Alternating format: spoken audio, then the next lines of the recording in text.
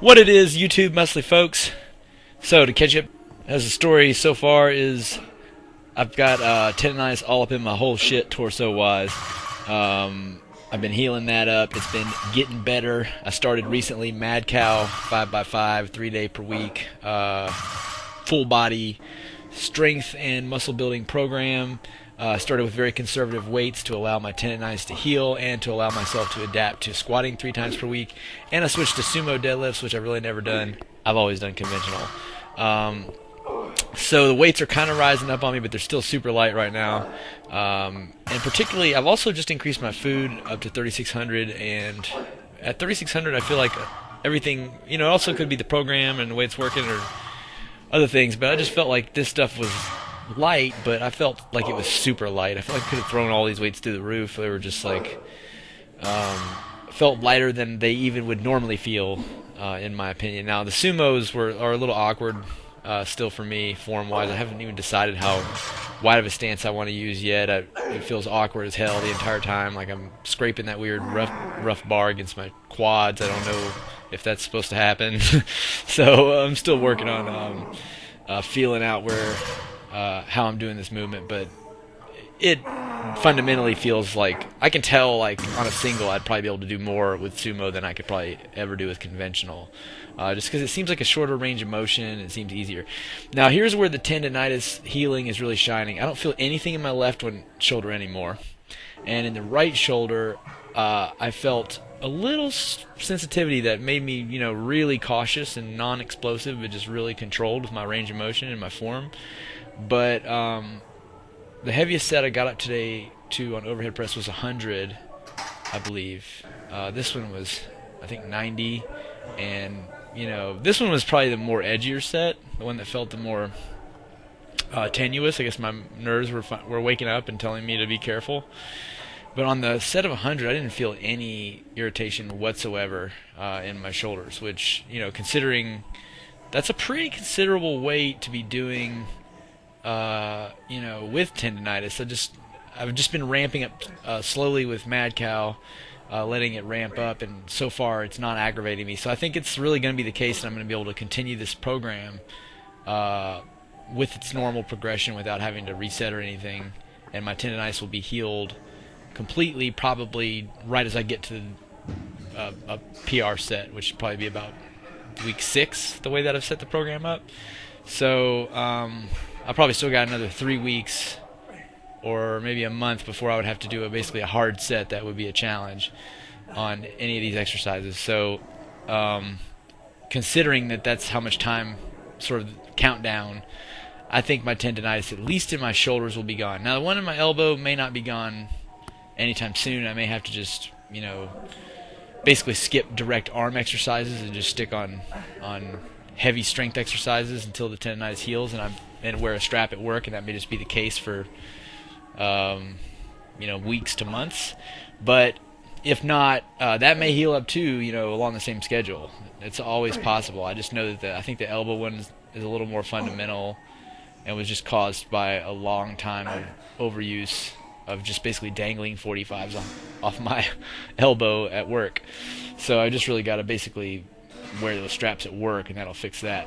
Now today I noticed on squatting, the feeling of squatting, I remember looking in the mirror and being like, squatting is not even an activity anymore. I don't feel like it's it's the weights are abundantly light, mind you. We're talking about 135. I didn't go anything heavier than that. But just, I used to feel like 135 at least I would be like mildly nervous. I would have like a lot of metabolic stress, at least whilst I was doing the reps. I felt on that I could have probably had a conversation during it, possibly while going down. I mean, that's not proper bracing to speak while you're squatting. I definitely would never recommend doing that, but I felt like it was easy enough that I could have just squeezed some air through and kept my bracing and talked through it if I'd been desired to. I mean, it just felt really, really easy, and I think that may be because Mad Cow makes you hit it every time. It's just like you have to just get over it, and it gets easy, like you do something a million times, it's just after a certain point it just gets easy, and that frequency is like you don't really ever stop feeling like you just did squats, like, because you do it, let's say you do the program Monday, Wednesday, Friday, and then you got Saturday and Sunday, you're not lifting weights. You've always within the DOM's territory of squats. I haven't really been getting sore the same way that I would if I'd split it up on a bro split especially. That's where I get the most sore, and then like a two, an up down, upper body, lower body, 4-day split. You get kind of sore, but not really as sore. I think it's on these on these 3-day-a-week full body programs, the soreness almost becomes impossible because your body just has to. I mean, you do get sore on some body part every time, but you don't get all over inflamed sore like you think you would, except for like the first week. Now it is kind of like that the first week, which is a pretty tough adaptation.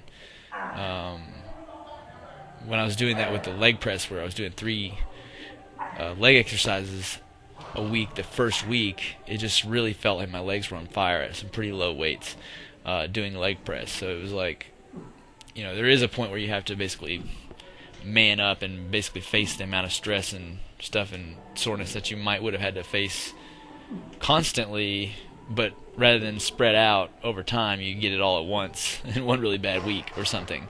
Because I do remember that being one of the tougher weightlifting post-exercise adaptations I've had has been on Mad Cow, to be honest, and the weights are still really light, just like the first week. But the rest of it has been extraordinarily easy. Like, I feel much more like this is a workout program that I can do, and then if I play basketball, on the side, and it's summertime, if I go, to walk a million places,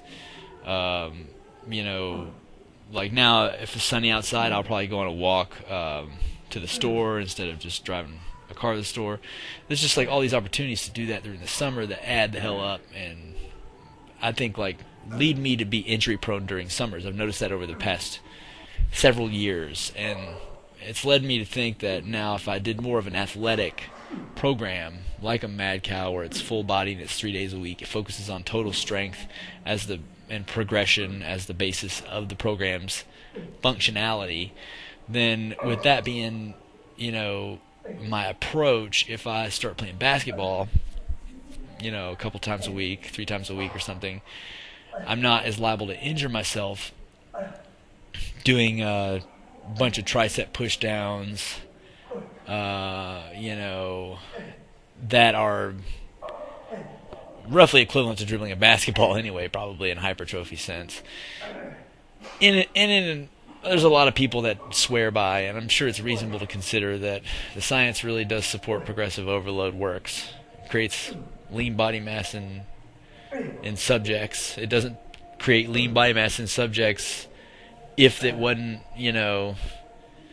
supersets, if it wasn't drop sets, they didn't they hypertrophied if they put weights on the equipment and picked it up over and over again, and then they put more weight on there, blah blah blah, they would hypertrophy in any study. They always do. So the point is, you don't really have to reinvent the wheel. If you have a big giant barbell covered in weights and you pick it up various directions using all the different planes of motion your body can do, and then you just increase that strength that you have to do that, obviously over time you'll have muscle mass.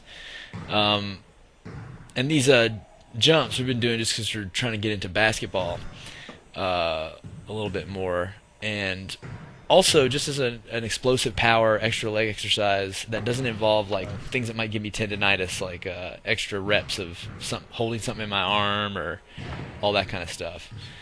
And it's been a pretty good way to channel explosive power and try and soften it up, in an effort to control one's strength and project it into the environment around you without destroying yourself and others, which is not actually the easiest thing in the world to do. These box jumps are a really good example of that, because you could really hurt yourself, and so there's a lot of risk involved, and they're all about just snapping all the force you have and then trying to slow it down on the other end, much like the power clean, I guess. But this is I think less tendonitis-y because it doesn't take very many. Well, same is true with power cleans. but at least I don't have to have anything in my arms. Remember, hip hinge, don't squat too much. Here's Roy doing the 30 inches. I wouldn't necessarily try this at home if you're, this is real high, but Roy likes to live hard lifestyle and do, aggressive challenges. So he's killing these 30-inch boxes, getting a lot better with his form, a lot less squatting, more hip hinging, which is important in getting the right sort of direction with your explosive power. And he's progressing really well on that. He'll probably wind up being able to dunk pretty soon because he's tall. As is, like, comment, and subscribe. I sure do appreciate all your time. Peace.